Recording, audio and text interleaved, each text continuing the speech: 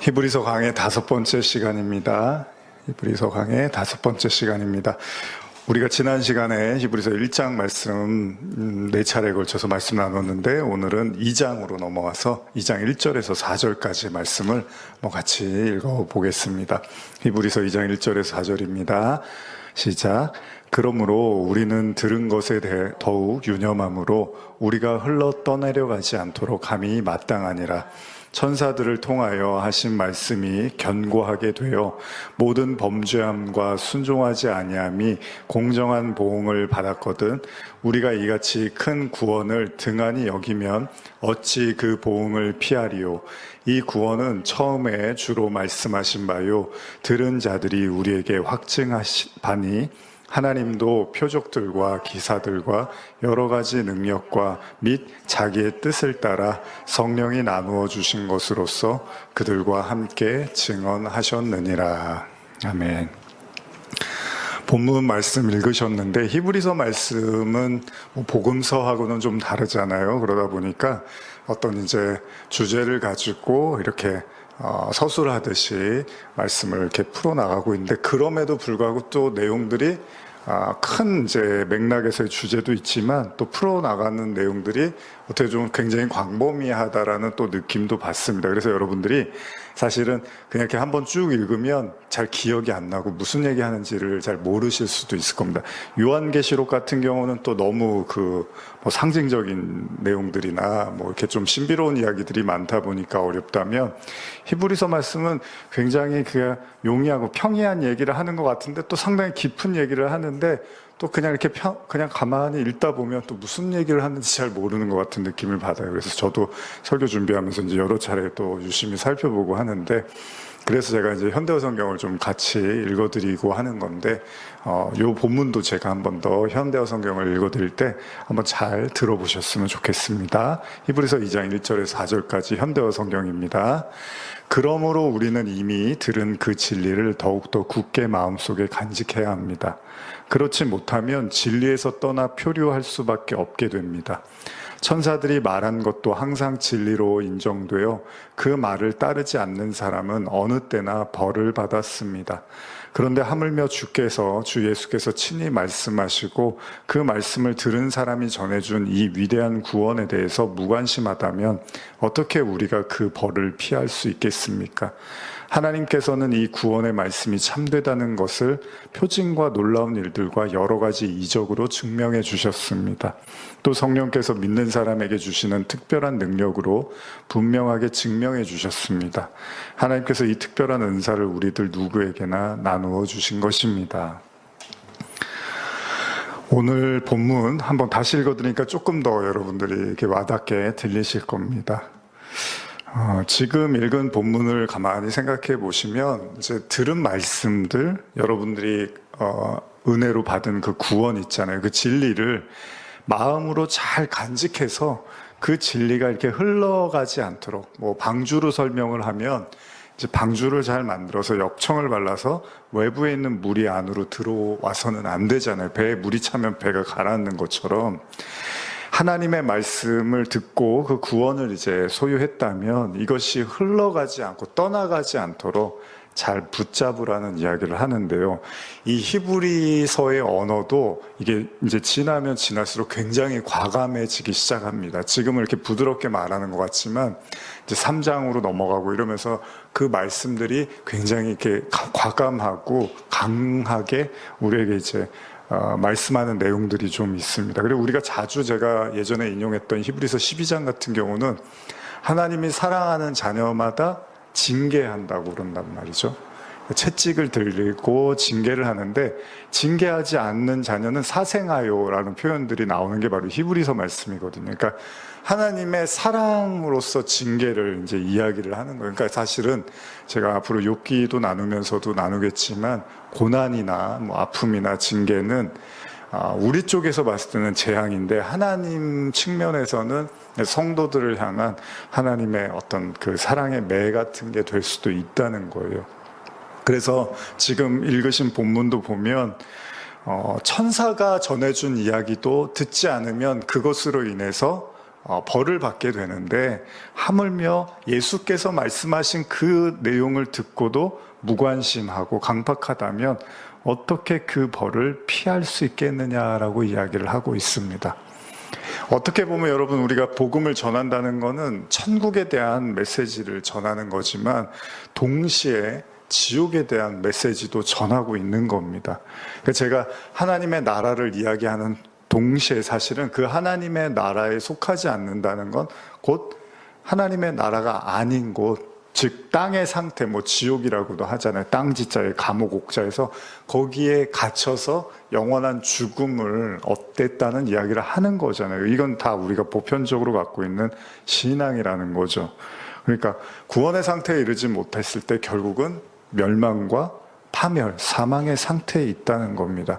그러니까 이건 같이 병행되어져 가는 거고, 빛이 있으면 어두움이 자연히 따라올 수밖에 없는 거죠. 빛이 임하면 여러분, 빛이 임하면 다 환한 게 아니라 그 빛을 받은 사람들에게 그림자가 나타나기 시작을 합니다. 그러니까 빛이 있는 곳에 어둠이 없는 게 아니고요.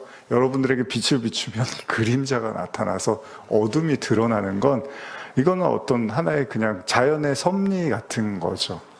우리가 하나님 나라를 이야기하면 멸망, 사망, 죽음도 동시에 이야기하는 거예요. 그래서 유치한 신앙은 뭡니까? 축복받고 은혜받고 행복하고 기쁘고 즐겁고 이런 것만 하나님이 주시는 거고, 슬프고 괴롭고 저주 그다음에 죽음 이런 거는 하나님이 주시는 게 아니고, 이런 식의 어떤 이중적인 어떤 두 가지 그런 신앙들을 이렇게 하나만 추구하려고 하는 것은 사실은 굉장히 유치한 신앙이라고 할 수 있겠죠. 어쨌든 간에 그 구원을 잘 가지라는 거예요. 근데 문제는 뭐냐면, 사람이 어려움이 찾아오면 이제 마음을 잃어버리게 되는 거죠. 진리라든지 구원이나 그리스도에 대한 믿음을 점점 상실해 간다는 거죠. 그래서 우리가 이제 초심을 지키라는 이야기를 보통 하는데, 초심 잘 들어보셨죠? 초심이라는 말이 뭐냐면, 어떤 일을 시작할 때 처음으로 갖는 마음가짐을 우리가 초심이라고 합니다. 근데 이 반대로 쓰는 말이 또 있죠. 초심과 좀 다른 의미의, 반대적인 의미의 말이 있다면 작심삼일이라는 말이 있죠. 그러니까 작심삼일이라는 건 분명히 어떤 각오로 시작을 했는데 3일도 못 가서 그냥 흐트러지는 경우를 이야기하는 거죠. 보통 우리가 어떤 일을 이제 딱 시작을 할 때 작정을 하고 이제 그 일을 하고자 하는 거죠. 근데 그 마음을 이제 지켜야 되는 거예요. 그게 굉장히 중요하다는 거죠. 그래서 우리가 잘 아시는 본문이 잠언 4장 23절 보시면, 모든 지킬 만한 것 중에 더욱 내 마음을 지키라. 생명의 근원이 이에서 남이니라. 우리 잘 아는 말씀이죠. 현대어로 읽어드리면, 이 세상엔 지켜야 할 것도 많지, 하나 그 무엇보다도 내 마음을 지키거라. 내 마음을 지키는 것은 생명에 이르는 길이다. 사람을 살리는 길이다. 마음을 지키는 게 생명에 이르는 거래요. 그만큼 우리가 마음을 지킨다는 게 성경도 굉장히 중요하게 보고 있다는 거죠. 근데 그럼 마음을 지킨다는 게 또 뭘까? 아주 쉽게 얘기한다면, 여러분, 마음을 지킨다는 건 뭐냐면요, 그 마음에 집중을 한다는 얘기입니다. 그러니까 여러분들이 어떤 생각이나 마음에 집중을 하는 거예요. 그래서 마음을 지킨다는 건 그 마음을 유지하기 위해서 다른 것보다 그 마음을 우선시 여기고 소중하게 여기는 걸 마음을 지킨다고 하는 거죠. 자, 만약에 제가 예를 들면 건강 때문에 하루에 30분씩 걸어야겠다고 제가 생각을 한다면, 여러분들도 그런 이제 경우가 있고 또 지금 운동 열심히 하시는 분들도 계시겠는데, 그 30분을 이제 해야지라고 결정을 하면 어떻게 하죠? 어떻게든 그 30분을 확보하기 위해서 부단히 애를 쓸 겁니다. 근데 그게 항상 가능한 게 아닙니다. 피치 못하는 상황이 생기기도 하잖아요. 그러니까 내가 운동을 해야 되는데 오늘따라 몸이 너무 피곤한다거나 아니면 누구랑 약속이 있어서 운동할 만한 시간을, 또 일이 너무 많아서 그 시간을 잡을 수 없을 수도 있죠. 근데 최소한 여러분들을 이제 수협에, 오늘 제가 오시기 전에도 이제 기도하면서 잠깐 생각했는데, 저희가 어쨌든 개척하고 수협에 쭉 이렇게, 물론 코로나 때는 이제 가정에서 했지만, 여러분들은 정말 이 수요 예배를 아주 열심히 함께 하셨잖아요. 그 얘기는 뭐냐면, 여러분들한테는 수요 예배가 꼭 이렇게 지켜야 되는 예배 같은 거죠. 뭐 제가 지금 지키시라고 강요하는 게 아니라 이미 여러분들이 그렇게 보여주셨으니까. 그러니까 다른 어떤 일들보다 이 수요일 날은 내가 이 시간에 수요 예배를 드려야 된다는 마음을 갖고 그 마음을 지키신 거예요. 그래서 진짜 저희가 오랜 시간 뭐 계시록 말씀도 나눴고 또 뭐 이런저런 말씀 나누고 또 히브리서도 나누고 하는데 사도행전도 나누고 여러분들이 그 시간들을 이렇게 지켜가면서 이 자리에 함께 하신 거죠. 그러니까 무슨 얘기냐 하면 내가 그 일을 하기로 어떤 마음을 먹었을 때는 다른 것보다 우선시 했다는 거죠. 제가 20대 때 이제 나름 뭐 이런저런 좀 어려움이 많이 있었을 때 기도를 좀 열심히 하겠다는 생각을 할 때가 있었어요. 근데 그때 제가 어떤 생각을 했냐면 시간을 좀 이제 정해놓고 기도를 해야겠다라는 생각을 한 적이 있습니다. 제가 우리 교인들한테는 뭐 시간 정해놓고 기도하세요. 뭐 그렇게는 잘 말씀 안 드리는데 또 필요한 것 같아요. 기도를 좀 기도 생활이 익숙하지 않은 분들은 좀 시간을 정해놓고 뭐 5분, 10분이라도 기도하는 습관을 갖는 건 저는 좀 필요하다고 생각을 합니다. 제가 그 청년 시절에 그런 어려움들이 좀 극복하기 위해서 기도 시간을 가졌는데 그때 제가 하루에 이제 3차례 이제 시간을 정해서 기도를 했었습니다. 그래서 보통 뭐 오전에 기도 한번 하고 정오에 이제 기도하고 그리고 저녁 시간에 기도했는데 그 저녁 시간이 이제 9시 정도였습니다. 근데 지금 이제 생각해 보면 되게 좀 율법적으로 비춰질 수도 있잖아요. 근데 어쨌든 저는 이제 하루에 3번 그 시간이 되면 기도를 했어요. 마치 뭐 성경에 다니엘이 이제 하루에 3번씩 기도하는 것처럼 저도 이렇게 꼭 맞춰서 기도를 하려고 했는데 제 나름대로도 이제 고집이 좀 있는 편이어서 한번 이제 시작을 하면 어쨌든 좀 제가 마음 먹은 데까지는 이제 하려고 하는데 그때 되게 재밌는 일들이 있었습니다. 특히 이제 저녁 시간에 제가 누구랑 대화를 이렇게 하고 만나서 이제 얘기를 하다 보면 9시가 이제 돼요. 그게 뭐 제 아내하고 데이트를 하든 다른 사람이든 간에. 그럼 9시가 되면 제가 잠깐만 제가 기도를 해야 된다고. 그리고, 기도를 했어요. 양해를 구하고서. 그래서 좀 이렇게 약간 어이없어 하시는 분도 있었겠죠. 좀 우스울 수도 있고. 근데 좀 저도 이렇게 고지식해서 딱 그 시간에 기도를 했죠. TV를 보다가도 그렇고 음식을 먹다가도 그렇고 저 혼자 뭐 기도할 상황이 안 되면 그냥 눈을 감고 조용히 마음으로라도 기도를 하면서 제 마음을 그 기도의 시간에 이렇게 맞추고자 했던 경험이 있습니다.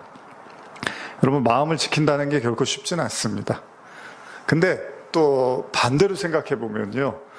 마음을 한번 먹잖아요. 그러면 또 그렇게 어려운 것도 아니에요. 내가 한번 그렇게 하기로 작정을 하면 옛날에 뭐 어떤 유명한 목사님 설교에서 사랑은 감정이 아니라 뭐 결정이라고 하듯이 내가 한번 마음을 딱 먹기로 결정을 하면 또 그게 그렇게 어렵지가 않습니다. 그러니까 마음을 결정을 하는 게 힘든 거지 하고 있으면서도 결정을 못하는 사람들도 많잖아요.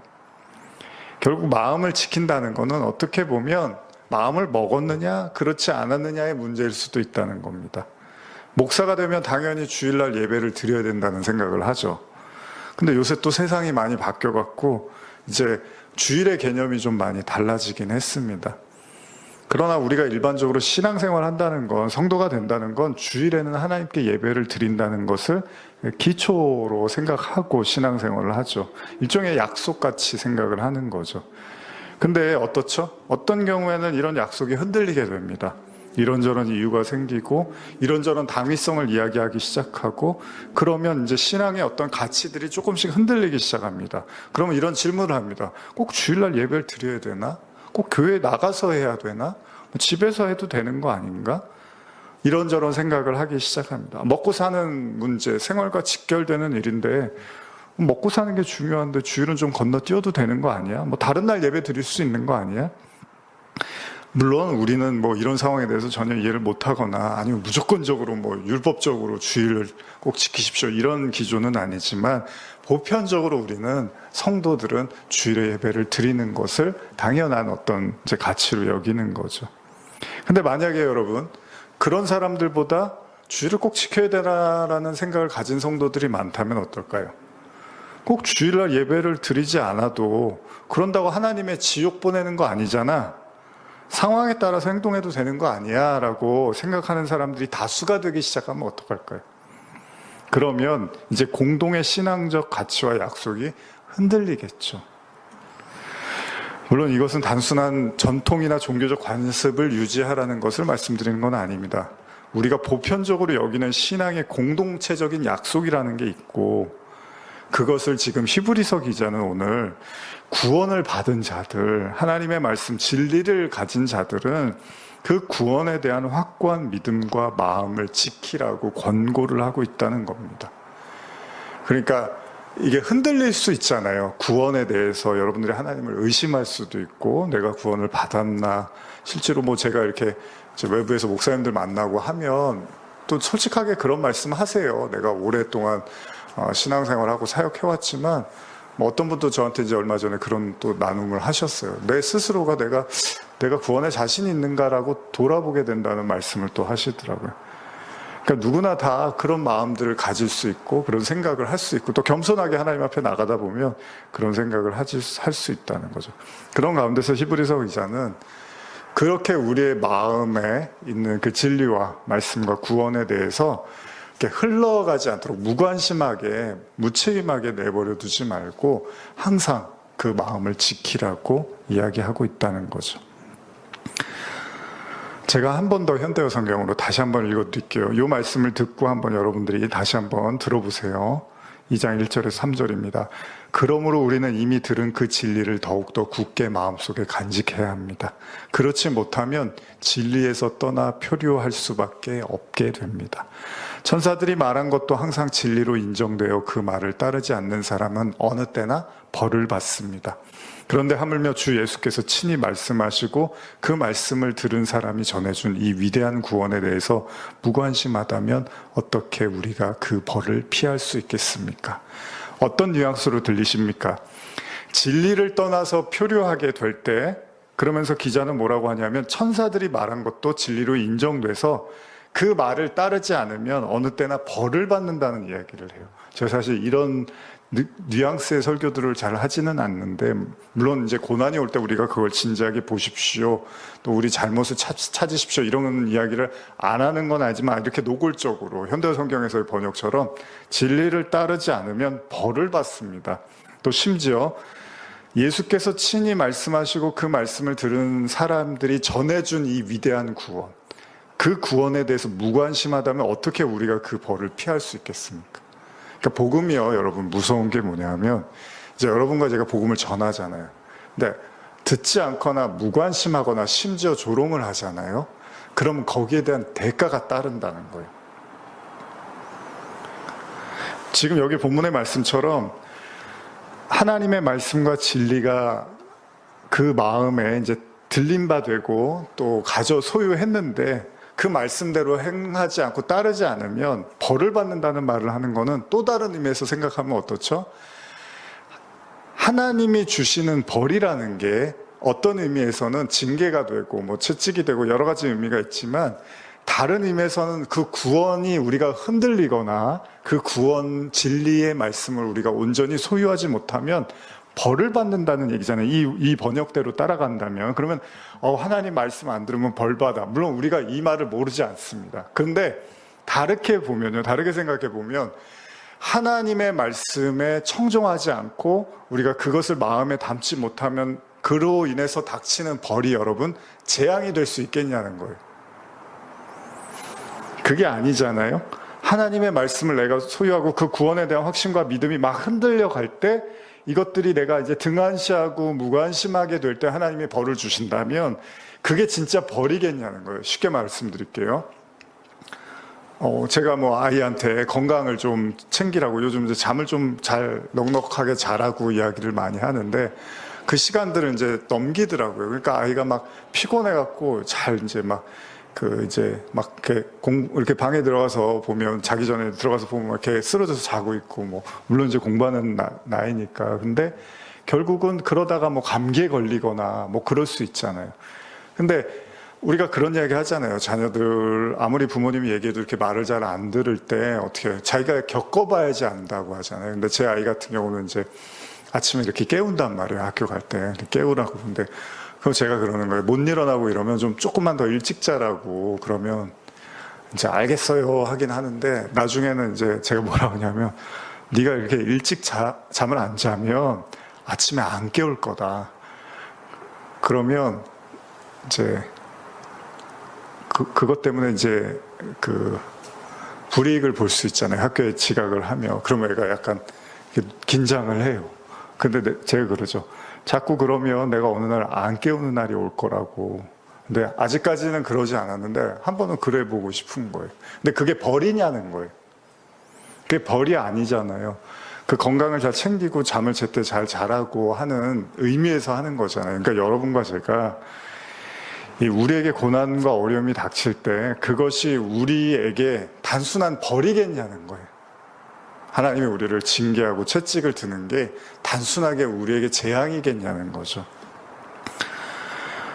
결국은 그 대가가 따른다고 이야기를 하는데 마찬가지입니다, 여러분. 우리가 구원을 막 전해요. 복음을 들어야 됩니다. 예수님을 믿어야죠. 신앙생활 했다가 멈추셨으면 다시 돌아오셔야죠. 지금 여러분들이 믿고 있는 그 신앙 가지고는 구원이 어렵습니다. 더 깊이 하나님께 나가셔야죠. 이런 말씀들을 전했어요. 근데 그 사람들이 무관심하고 등한시했어요. 아무 일도 일어나지 않았어요. 그러면 복음을 전하면 아무 일도 일어나지 않으면 그게 무슨 의미가 있겠냐는 거예요. 그 사람들에게 전한 복음으로 인해서 내가 말씀을 들었는데 내가 말씀을 무시했어. 등한시했어요. 근데 갑자기 어려움들이 생기기 시작하고 좀 예상치 못했던 그런 고난들이 온다면 그러면 그 사람들이 어떤 생각을 하겠습니까? 혹시 내가 들은 복음에 대해서 내가 너무 무관심하고 등한시해서 오는 어려움들이나 환란이 아닐까라는 생각을 할 거 아니에요. 그런 일들이 전혀 일어나지 않으면요, 여러분 죽을 때까지 복음에 귀 기울일 이유가 없고 하나님의 말씀에 청종할 이유가 없다는 겁니다, 사람이라는 게. 그러니까 지금 여기 말씀처럼 우리가 전하든 또 우리가 들었든 간에 그 구원이 흔들리거나 등한시되거나 무시됐을 때 하나님은 적절하게 그에 따라서 반응을 한다는 거예요. 근데 요즘 제가 드는 생각이 뭐냐면 자꾸 그렇게 말씀을 듣고 무시하고 무관심하면 큰일 날 수도 있습니다라는 식의 저는 생각을 많이 했는데 요즘은 그런 생각을 해요. 그러기 전에 빨리 복음을 들을 수 있도록 더 재촉하고 더 선포하고 나눌 필요가 있겠구나. 언제까지 요한계시록처럼 그러다가 멸망합니다. 그러다가 위험합니다. 그러다가 큰일 납니다. 그런 얘기만 계속하면 그때는 이미 늦은 거예요, 사실. 그 이야기를 할 때는. 아예 그런 이야기가 되기 전부터 계속해서 초대하고 계속해서 전하고 계속해서 나눔으로 인해서 그런 어려움들을 당하지 않는 게 제일 좋은 방법이 될 수 있겠죠. 그래서 히브리서 3장 7절에서 8절 보시면 이제 이 2장의 내용이 연장선의 내용이 거기에 나오는데 한번 읽어볼까요? 히브리서 3장 7절에서 8절입니다. 시작. 그러므로 성령이 이르신 바와 같이 오늘 너희가 그의 음성을 듣거든 광야에서 시험하던 날에 거역하던 것 같이 너의 마음을 완고하게 하지 말라. 히브리서는요, 차차 앞으로 가면 갈수록 더 묵직하고 강렬한 어조로 인간의 부패한 마음과 강팍한 마음을 이야기하고 있다는 거예요. 그러니까 우습게 여기는 거죠. 노아가 방주를 만들 때 아무도 안 타는 것처럼 소돔과 고모라가 무너질 때 사람들이 다 비웃고 심지어는 롯의 사위들도 조롱을 하고 농담으로 여기잖아요. 그걸 가족이라고 뭐 더 진지하게 듣는 게 아니라는 겁니다. 그리고 또 여러분 뒤집어서 생각해 보면 진짜 사랑이 뭐냐는 거예요. 그 사람들 비위 맞추고 그 사람들 불편하지 않게 해주고 그 사람들 기분 깨지 않게 해주는 말을 해주는 게 정말 사랑이냐는 거예요. 최소한 우리가 그리스도인이라면, 그리고 여러분과 제가 최소한 구원과 심판을 믿는 자들이라면 본질이 뭐냐라는 것을 물었을 때 히브리서 기자는 우리에게 말하는 거예요. 진짜 구원을 소중히 여기고 가치 있게 여기고 있는 건가, 그리고 타인들에게 그 구원을 이야기하고 있는지에 대해서 진지한 이야기를 하고 있다는 겁니다. 마음을 완고하게 한다는 거예요, 사람들이. 여러분들 많이 느끼시죠? 전해보면 관심이 없고 아무리 오랫동안 같이 있었는데도 하나도 귀담아 듣지 않는 경우들이 많이 있습니다. 구원을 쉽게 흘려버리지 말라는 거예요. 전하는 사람은 절절하고 정말 가슴 절절하게 외치는데 듣는 사람들에게는 감흥이 안 되는 거예요. 의미가 없는 거예요. 돈이 안 되잖아요. 그것 때문에 뭐 더 잘 살 수 있는 게 아니란 말이에요. 차라리 교회에서 뭐 어디 놀러나 자주 가고 뭐 맛있는 거나 먹고 이러면은 뭐 즐겁고, 차라리 뭐 요새 레저 아주 뭐 교회 안에서 텐트도 치고 뭐 그런 데가 또 유명하다며요. 그 뭐 숲 같은 데서 이제 교회 이렇게 지어서 거기서 가족들이 주말에 와갖고 뭐 텐트도 치고, 그러니까 그런 힐링을 이제 얘기하는데, 거기다 대고 어디 뭐 지옥과 영원한 죽음 뭐 이런 게 이제는 별 의미가 없어요. 저도 설교를 이제 웬만큼 해보지만 제가 봤을 때는 아무 의미도 없어요, 그런 얘기는. 우리가 지난주에 계속 얘기한 것처럼 중풍병자한테 죄를 사함받는 아무 소용이 없는 얘기. 그냥 병이나 고치면 되는 거지, 뭐 죄가 어떻고 뭐 구원했네, 아무 소용이 없어요. 아무 소용. 그건 영적인 사람들한테만, 진짜 영적으로 갈급한 사람들한테나 필요한 얘기지, 이제 제가 보기엔 복음의 가치가 너무 떨어졌어요. 제가 알고 있어요. 그걸 전하면서 잘 알고 있어요. 그래서 어떻게 보면 히브리서 기자는 더 진지하게 이제 구원을 얘기하고 예수 그리스도를 얘기하고 있는지도 몰라요. 정말 믿는 거 맞아? 정말 예수가 그리스도라는 사실을 믿고 있니? 하나님의 아들이라는 걸 믿고 있니? 정말 진리를 마음에 담고 있니라는 걸 진심으로 이렇게 묻고 있는 거죠. 히브리서 2장 5절에서 10절, 좀 길지만 한번 같이 읽어볼까요? 히브리서 2장 5절에서 10절입니다. 시작. 하나님이 우리가 말하는 바 장차 올 세상을 천사들에게 복종하게 하심이 아니니라. 그러나 누구인가가 어디에서 증언하여 이르되 사람이 무엇이기에 주께서 그를 생각하시며 인자가 무엇이기에 주께서 그를 돌보시나이까. 그를 잠시 동안 천사보다 못하게 하시며 영광과 존귀로 관을 씌우시며 만물을 그 발아에 복종하게 하셨느니라 하였으니, 만물로 그에게 복종하게 하였은즉 복종하지 않은 것이 하나도 없어야 하겠으나, 지금 우리가 만물이 아직 그에게 복종하고 있는 것을 보지 못하고 오직 우리가 천사들보다 잠시 동안 못하게 하심을 입은 자 곧 죽음의 고난 받으심으로 말미암아 영광과 존귀로 관을 쓰신 예수를 보니, 이를 행하심은 하나님의 은혜로 말미암아 모든 사람을 위하여 죽음을 맛보려 하심이라. 그러므로 만물이 그를 위하여고 또한 그로 말미암은 이가 많은 아들들을 이끌어 영광에 들어가게 하시는 일에 그들의 구원의 창시자를 고난을 통하여 온전하게 하심이 합당하도다. 지금 읽으신 5절 이하, 2장 5절 이하의 말씀은 이제 예수님의 고난과 십자가를 얘기하는데, 이제 이게 중요한데 여러분, 예수님으로 인해서 우리가 구원 받았잖아요. 근데 여기 이제 5절 이하부터 계속 뭐를 반복하냐면, 예수님이 육신으로 이 땅에 오셨다는 사실을 강조하면서, 왜 예수님이 천사들보다 조금 못한, 왜냐하면 이제 육신이니까, 천사는 영적인 존재고, 그런 육신, 천사보다 잠시 동안 못하게 하심을 입은 육체를 가지고 이 땅에 오셔서 고난과 죽음을 겪으셨느냐에 대해서 좀 집요하게 이야기를 하고 있습니다. 이 내용이 18절까지도 계속이 되는데 한번 또 읽어볼게요. 14절에서 18절입니다. 시작.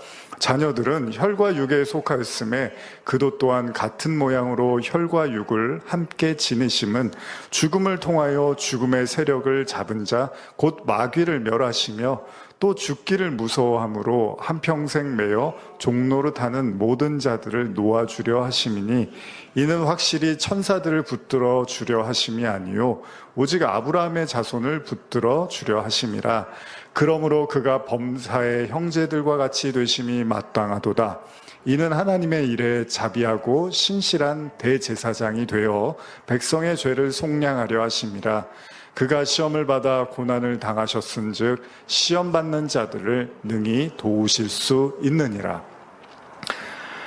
역시도 이 땅에서 인간들이 혈과 육에 속한 것처럼 예수님이 왜 우리와 같은 혈과 육을 지니심을 통해서 죽음을 통한 죽음의 세력 잡은 자, 그러니까 마귀를 멸하셨는가, 이 이야기를 계속 반복을 하고 있습니다. 그래서 왜 예수님이 육신을 입고 죽으셨는데, 여러분도 한번 생각해 보세요. 왜 육신을 입고 죽으신 게 죽음의 세력을 이긴 거고 마귀를 멸하셨다고 하는가? 이거 여러분 그냥 우리가 그렇게 믿으니까 그런데 이걸 하나의 담론으로 놓고 보면요, 예수님이 죽었는데 왜 마귀가 멸해져? 이렇게 생각하면 또 여러분들이 의문을 가질 수 있어요. 아니 예수님이 죽었는데 아니 보통 우리가 전쟁에서 이기면 어떻게 하죠? 상대의 우두머리를 죽여야지, 그걸 확인을 해야지. 마치 다윗이 골리앗을 쓰러뜨리듯 다윗이 돌멩이로 던져서 골리앗이 무너지면 다윗이 이겼다고 하는 거잖아요. 근데 이거는 예수님이 죽었잖아요. 근데 왜 마귀가 멸해졌어요? 물론 예수님이 부활은 하셨지만 우리가 예수님이 십자가에서 죽으셨는데 마귀들이 하면서 무슨 하늘에서 그런 모습이 나타난 것도 아니고, 예수님이 십자가에 죽으시고 사흘 만에 부활하셨는데 왜 죽음과 마귀의 세력을 멸하셨다고 하는가? 그런 생각 안 해보셨죠? 지금 히브리서 기자가 그러는 거예요. 왜 굳이 육신으로 오셔서 고난과 죽음을 통해서 우리의 죄를 그리고 마귀의 세력을 멸하셨는가에 대한 이야기를 이제 하고 있는 거죠. 현대어로 제가 14절 15절만 읽어드릴게요. 히브리서 2장 14절 15절. 하나님의 자녀들은 우리는 피와 살을 가진 인간입니다. 예수께서도 피와 살을 가진 인간의 모습으로 나셨습니다. 그것은 자신의 죽음을 통해서 죽음의 권세를 가진 악마의 세력을 쳐부수기 위한 것입니다. 잘 생각해 보세요. 예수님이 죽으셨는데 왜 악마의 세력이 멸해졌는가? 이것만이 죽음을 두려워하는 평생토록 공포의 노예가 되어 있는 인간들을 구원해낼 수 있기 때문이래요. 여러분 굉장히 중요한 내용인데 오늘은 제가 다 못 다루는데 다음 시간에 다룰 건데, 굉장히 중요한 내용 중에 하나가 십자가의 원리 중에 하나가 인간이 가진 죽음의 공포입니다. 사실 여기까지 가야지 우리가 구원을 받았다고 하는 거예요, 원래는. 근데 무슨 성도가 죽음 얘기하지 마, 재수 없어, 이러면 안 되는 거야. 어두운 얘기하고 그런 얘기 하지 마, 우리는 밝은 얘기만 해야 돼. 그 얘기는 아직도 죽음과 그 어둠으로부터 벗어나지 못했다는 얘기거든요. 하나님이 말씀하시는 빛이 그런 게 아니에요. 그래서 제가 아까 처음에 뭐래요? 빛이 비추면 그림자 어둠이 깔린단 말이에요. 근데 그게 공존한단 말이에요, 빛과 어둠이. 그러나 그것을 다 우리가 그리스도로 인해서 이겼는데, 그 가장 중요한 핵심, 여러분들이 피부로 와닿는 것 중에 하나가 죽음에 대한 공포로부터의 자유함이라는 거예요. 그래서 구원받았다고 하는 거예요. 구원. 어디서 구원받은 거예요? 이 세상에서의 구원이 아니라, 물론 이 세상에서도 구원하시지만 궁극적 구원은 뭡니까? 죽음을 넘어선 구원이라는 거잖아요. 그래서 그리스도인이 될 수 있는 건 죽음의 공포의 지배로부터의 자유함이거든요. 그리고 그걸 구원받았다고 하는 거고, 그게 십자가에서 일어난 건데, 그 십자가의 그 죽음의 공포, 죽음의 두려움으로부터의 자유함이 무엇인지를 알지 못하면 사실 그걸 구원받았다고 하기가 어려운 거라는 거죠. 물론 우리가 맹목적으로 믿을 수는 있어요. 교회 가면 천국 간대, 죽어도 영원한 천국 간대. 물론 그게 틀린 말은 아니잖아요. 그러나 성경이 말하는 것은 이 땅을 살아가면서 그 일들을 우리가 경험해 나가고 고백해 나가고 그게 삶이 되어져 가는 거라는 거죠. 그래서 요한일서에서 요한이 뭐라고 합니까?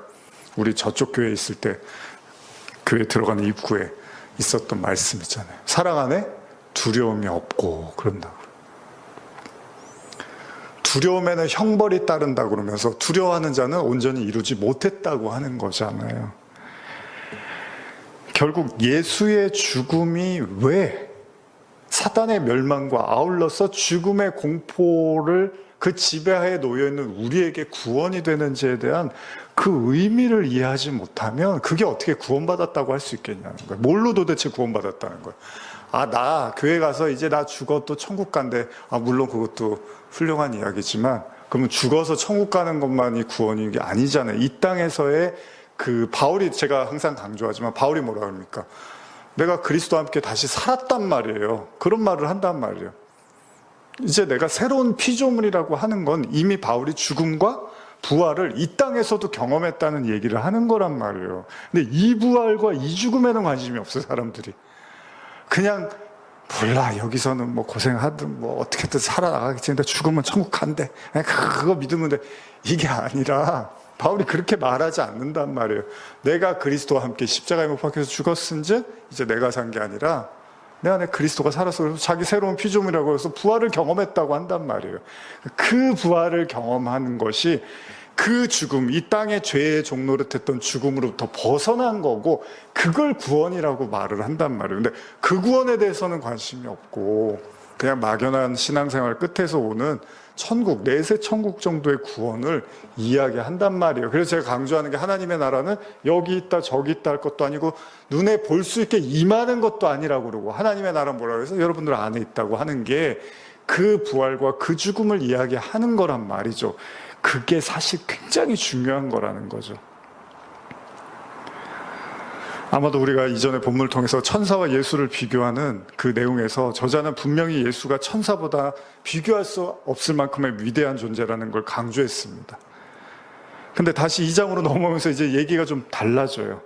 근데 왜 예수가 천사보다 못한 모습으로 이 땅에 오셔서 죽을 수밖에 없었는지에 대한 또 이유를 이야기해요. 1장에서는 예수가 천사보다 위대하다고 그래놓고 2장에서는 왜 예수가 천사보다 못한 모습으로 왔나 이런 얘기를 한단 말이죠. 우리도 성경 보다 보면 많은 의문을 가질 수 있습니다. 성경에서 수없이 나타나는 기적이라든지 초자연적 현상. 근데 문제는 뭡니까? 신앙생활에서 여러분들 그런 일들이 번번이 일어나나요? 안 일어나잖아요. 죽은 자가 살아나고 불치병이 고쳐지고 오병이와 같은 물질적 풍요가 눈에 보이는 가시적 성과로 나타나는 경우들은 거의 없다는 걸 우리가 알고 있습니다. 그래서 어떤 경우에는 기도 자체를 의심하기 시작합니다. 기도해도 되는 건가? 할 이유가 있는 건가? 형식적으로 혹은 그냥 포기하는 사람도 있습니다. 안 하는 게 낫다. 기도를 왜 해? 이런 말을 하는 사람들도 있다는 거예요. 이건 또 다른 의미에서 예수의 사역과도 깊은 연관이 있습니다. 그건요, 예수님이 사람들을 위해서 공생애 동안 수많은 이적을 보이셨잖아요. 그래서 우리가 예수님을 믿으면 기적이 일어날 거야 라고 생각을 하는데, 근데 여러분, 정작 자신의 사역, 자신의 인생, 자신의 삶을, 자신의 길에서는 비난과 핍박과 조롱 이런 것들이 왔는데도 불구하고 기적으로 때우신 경우들이 없다는 거예요. 십자가의 마지막 순간까지도 예수님이 무슨 기적을 일으켜서 십자가에서 내려오거나 이런 일은 없었다는 거예요. 사실 여기에 주목을 해야 되는 겁니다, 원래는. 그게 십자가를 지는 제자도의 삶을 사는 자들인데, 물론 모두가 처음에는 그런 이적과 기적, 그런 은사들을 맛보고 싶어 하겠죠. 그거는 저도 부인할 수 없습니다. 처음엔 다 그래요. 그러나 이제 그리스도 안으로 깊이 들어왔다면 왜 예수가 자신의 인생, 자신의 십자가의 길에서는 그 기적과 이적을 포기하시고 있는 그대로의 삶을 받아들이시고 고난을 받아들였는지에 대한 생각을 해야 된다는 거죠. 자신을 무시하는 사람은 입을 꾹 막을 수가 있습니다. 힘과 능력이 다 있었다는 거예요. 그러나 자신의 안위를 위해서는 기적을 쓰지 않으십니다. 이 지점에서 더 많은 신적 능력을 활용했다면 제가 누누이 말씀드리지만 예수를 믿게 하는 법은 하나님이 너무 쉽습니다. 지금이라도 공중에 나타나셔서 다 내가 하나님이고 창조자라고 하면 안 믿을 사람이 없어요. 근데 그걸 믿음이라고 하지 않는다는 거예요, 성경이. 그렇게 믿음이 단순하고 하나님이 그런 단순한 믿음을 우리에게 원하는 게 아니라는 거죠. 오늘날 많은 기도와 간구에 지쳐서 하나님이 계신지 안 계신지 고민하는 사람들이 얼마나 많습니까? 신앙은 그들이 기대하는 행복과 안녕을 가져다 주는 게 아니라는 걸 알기 시작합니다. 그러다 보면 믿지 않는 사람들과 비교하기 시작합니다. 저 사람들의 형편과 상황과 내가 더 낫지 않는 것 같고 심지어 더 못하다라는 걸 이제 인지하게 됩니다. 그러니까 신앙에 대한 불평과 불만이 생기게 되는 거죠. 그래서 아까도 말씀드린 것처럼 중풍병자한테 죄를 사해 준다는 건 의미가 없는 얘기가 되는 거야. 내가 배고픈데 빵이나 주지 무슨 죄를 사해 주십니까? 돈이나 주십시오, 하나님. 돈다발이나 그냥 돈벼락이나 맞게 해 주십시오. 그게 복이죠. 이런 생각을 하는 거예요. 당시 유대인들조차도 죄를 사하시는 예수님을 신성모독이라고 비아냥했지만 실상은 병 낫는 것을 기대했을 거라는 거죠. 여러분, 사람은 아는 만큼 보이는 겁니다. 그리고 관심 있는 것만 보이게 되는 법입니다. 왜 예수가 천사보다 못한 우리와 같은 육신을 입은 존재로 이 땅에 오셔서 우리와 같은 삶을 살다 가셨을까요?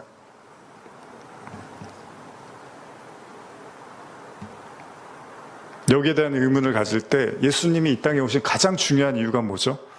죄사함입니다. 죄사함. 지난 시간에도 계속 말씀드렸지만 구원은 죄와 연관돼 직접적 연관성은 죄의 문제입니다. 죄.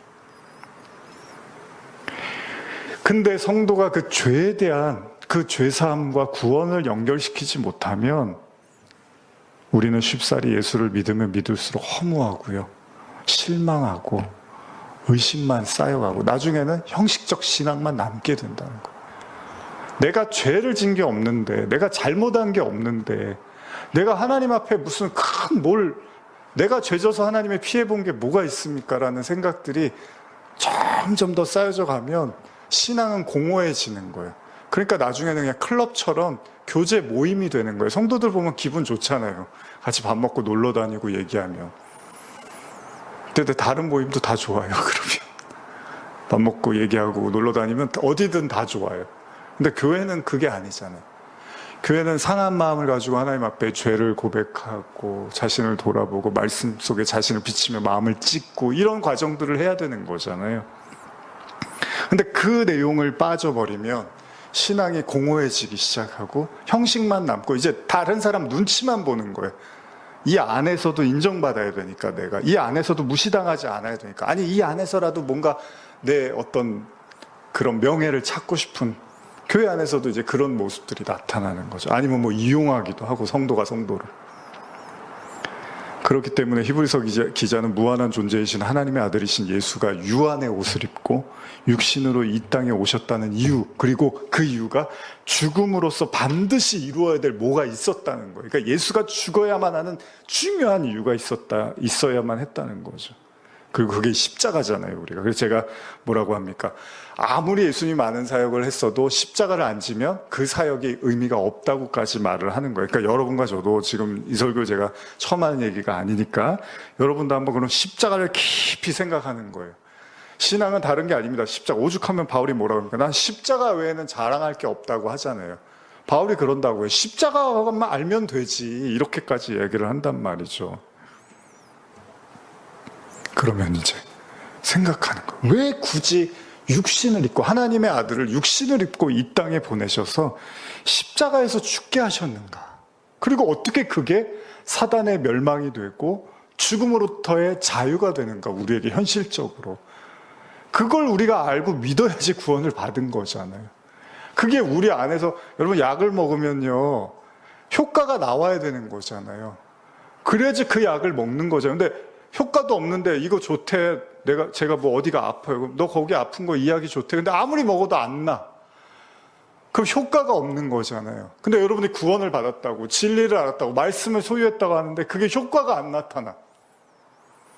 그럼 아직 그걸 제대로 먹고 있는 게 아니거나 잘못 먹고 있을 수도 있다는 거잖아요. 그럼 십자가 한단 말이에요. 교회마다 보혈 십자가 하는데 그 능력이 나타나지 않으면 여전히 죽음이 두렵고, 여전히 내가 하나님 나라가 있는지 없는지도 잘 모르겠고, 하나님이 계신지 아닌지, 이런 것들이 우리에게 계속해서 원망과 불평과 의심으로 다가오면 다시 생각해야 되는 거예요. 내가 진짜 십자가를 제대로 믿고 있는가, 내가 십자가의 의미를 알고 있는가를 생각해야 되는 거죠. 그런 의미에서 우리가 히브리서를 더 깊은 데로 나아가자는 거예요. 제가 이런 질문을 안 하고 이런 말씀을 안 나누면 우리는 그냥 다 알고 있으니까 뭘 굳이 그런 얘기를 또 하십니까? 우리가 예수가 십자가 져서 죄 용서하신다는 거 모르는 사람이 어디 있습니까? 라고 하는데 히브리서 기자는 뭐라 그래요? 그래? 그럼 한번 깊이 한번 들어가 볼까? 이렇게 얘기를 하는 거죠. 바로 그 십자가에서 죽으신 이유에 대해서 앞서 읽은 히브리서 2장 14절에서 이야기하고 있습니다. 그거 한번 읽어볼까요? 히브리서 2장 14절. 그거 한번, 먼저 첫 번째 이유입니다. 요거 한번 읽고 이제 마무리하겠습니다. 시작. 자녀들은 혈과 육에 속하였음에 그도 또한 같은 모양으로 혈과 육을 함께 지니심은 죽음을 통하여 죽음의 세력을 잡은 자 곧 마귀를 멸하시며. 첫 번째 이유 분명히 나와 있죠. 자, 그러면 예수님이 죽으셨어요, 안 죽으셨어요? 죽으셨단 말이에요. 그럼 그 죽음으로 말미암아 죽음에 속한 그 마귀의 세력을 멸하셨다 그러면 여러분들한테 그 죽음의 권세가, 효력이 있는 거예요, 없는 거예요? 없는 거란 말이죠. 죽으셨으니까 이미 2000년 전에. 근데 이제 그게 우리의 삶과 신앙에 이제 실질적으로 나타날 때 우리가 그걸 구원받았다고 하는 거잖아요. 근데 여전히 우리가 성도인데 막 죽음이 두렵고, 죽고 나면 어떻게 되는 거야? 뭐야, 몰라. 아무것도 모르겠어. 그래서 옛날에 제가 뭐 그런 간증 같은 거 목사님들 설교 들어보면 장로님들, 권사님들이 그렇게 신앙 좋다가도 정작 병 걸려서 갑자기 죽음이 이제 눈앞에 오면 아무것도 모르겠다고, 아무것도 못 믿겠고, 목사님 하나도 안 믿어진다는 이야기들을 많이 한단 말이죠. 왜요? 적당히 알고 적당히 믿고 있었던 거죠. 그게 진짜로 내 안에서 소화돼서 내게 된 게 아니에요. 예수님 말씀처럼 나를 먹고 마시라 그러잖아요. 그래서 너희 안에 생명으로 있으라 그랬는데 그게 안 된 거예요. 결국 완고했던 거예요. 강팍했던 거예요. 듣기는 들어도 유대인들처럼 그냥 건성으로 들고 알고 있었던 거죠. 바꿔 생각해 보십시오, 여러분. 여러분들이 정말로 그 십자가에서의 죽음의 자유를 여러분들이 몸으로 느끼고 살고 있다면 한꺼풀은 여러분들이 벗고 이미 사는 거예요. 최소한 우리는 죽음에 대한 공포심을 가지고 살지는 않는다는 거예요, 성도는. 왜냐하면 하나님의 언약과 약속을 믿으니까. 자, 이 이야기들을 이제 다음 주에 좀 해보려고 합니다. 예수님 육신으로 이 땅에 오시고 사단의 세력을 멸하시고 죽음으로부터 우리가 자유함을 얻었다는 내용들을 좀 더 깊이 있게 다음 시간에 나눠보고자 합니다. 기도하겠습니다. 하나님 아버지 감사합니다. 우리가 잘 알고 믿고 있는 내용이지만 다시 한번 또 우리의 신앙을 돌아보며 정말 우리가 믿고 있는지, 정말 알고 있는지 생각해보는 시간을 갖습니다. 오늘 이 말씀 듣는 우리 귀한 우리 성도들에게 이 말씀이 능력이 되게 하시고 양식이 되게 하셔서 지금의 삶에서 하나님의 나라가 그 말에만 있는 것이 아니라 하나님의 능력으로 나타나서 우리 성도들에게 평안과 은혜로 임하여 주시기를 간절히 원합니다. 감사드리며 예수님의 이름으로 기도합니다. 아멘.